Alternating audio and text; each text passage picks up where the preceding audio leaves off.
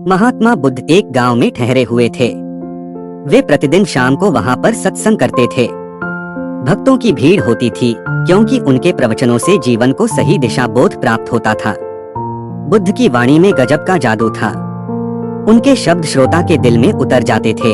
एक युवक प्रतिदिन बुद्ध का प्रवचन सुनता था। एक दिन जब प्रवचन समाप्त हो गए तो वह बुद्ध के पास गया और बोला, महाराज, मैं काफी दिनों से आपके प्रवचन सुन रहा हूँ, किंतु यहाँ से जाने के बाद मैं अपने गृहस्थ जीवन में वैसा सदाचरण नहीं कर पाता जैसा यहाँ से सुनकर जाता हूँ। इससे सत्संग के महत्व पर शंका भी होने लगती है।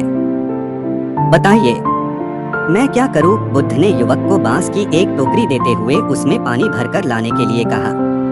युवक टोकरी में जल भरने में असफल रहा। बुद्ध ने यह कार्य निरंतर जारी रखने के लिए कहा। युवक प्रतिदिन टोकरी में जल भरने का प्रयास करता किंतु सफल नहीं हो पाता। कुछ दिनों बाद बुद्ध ने उससे पूछा, इतने दिनों से टोकरी में लगातार जल डालने से क्या टोकरी में कोई फर्क नजर आया? युवक बोला, एक फर्क जरूर नजर आया है। पहले टोकरी के साथ मिट्टी जमा होती थी, अब वह साफ दिखाई देती है।